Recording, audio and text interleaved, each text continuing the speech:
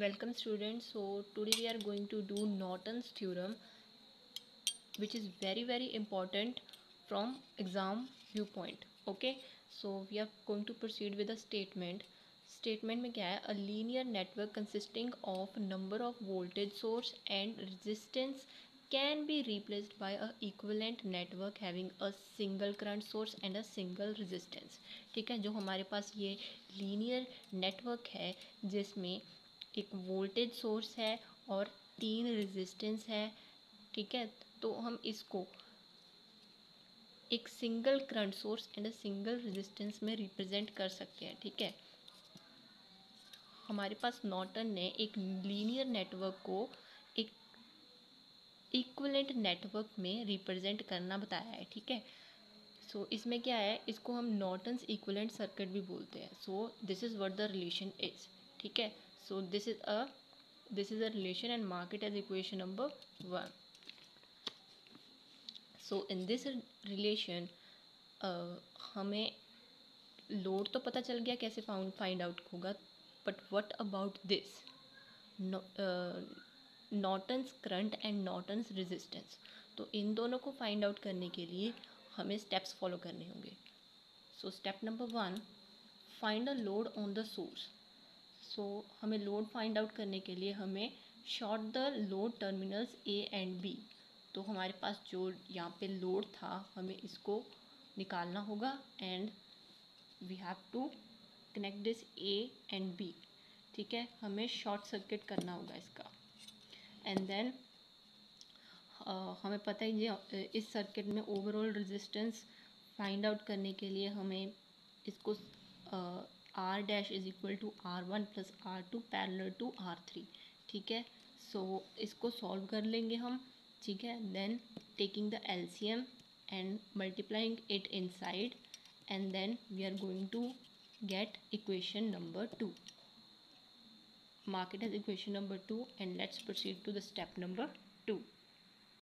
So in step number 2 we have to find the source current which is denoted as I dash. So I dash का basic formula जो होता है वो होता है E upon R. Here E is a voltage.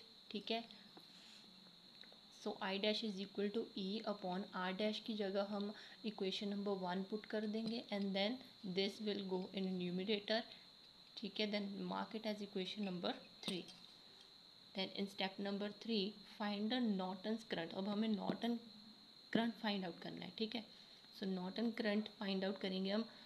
This I N is equal to I dash into R2 upon R2 plus R3. ठीक है, यहाँ पे हमारा करंट डिवाइडर रूल लगा है. ठीक है, as in this diagram I dash was flowing and the current got divided from this. ठीक है, R3 एंड R2.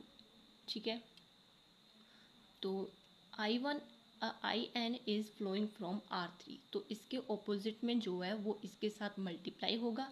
ठीक है, देन डिनोमिनेटर में R3 प्लस R2 हो जाएगा. ठीक है, so this sorry I dash के साथ ये I2 मल्टीप्लाई होगा. ठीक है, तो डिनोमिनेटर में R3 प्लस R2 प्लस हो जाएंगे. ठीक है, then filling the equation number 3 here and then cutting this R2 plus R3. तो हमारे पास क्या आ जाएगा, ये इक्वेशन आ जाएगी. Mark it as equation number 4. तो हमारे पास नॉर्टन्स करंट की इक्वेशन हमने बना ली. ठीक है, so in step number 4 find the Norton's resistance. हमें नॉर्टन रेजिस्टेंस फाइंड आउट करनी है. ठीक है, तो open the load terminals A and B and disconnect the cell. तो हमें इसमें दो चीज़ें ध्यान में रखनी है. ठीक है, हमें जो ये लोड टर्मिनल्स हैं इनको ओपन कर देना है एंड डिस्कनेक्ट द सेल. तो हमें जो हमारे पास यहाँ पे एक सेल था ना, तो उसे डिस्कनेक्ट कर देना है. ठीक है, ये डायग्राम ज़रूरी है आपको बनानी है. ठीक है, पेपर में. तो R N is equal to R3 plus R1 parallel to R2. ठीक है। And then opening up this, mark it as equation number 5, तो हमारे पास IN भी आ गया और RN भी आ गया, ठीक है। So that's it, thank you.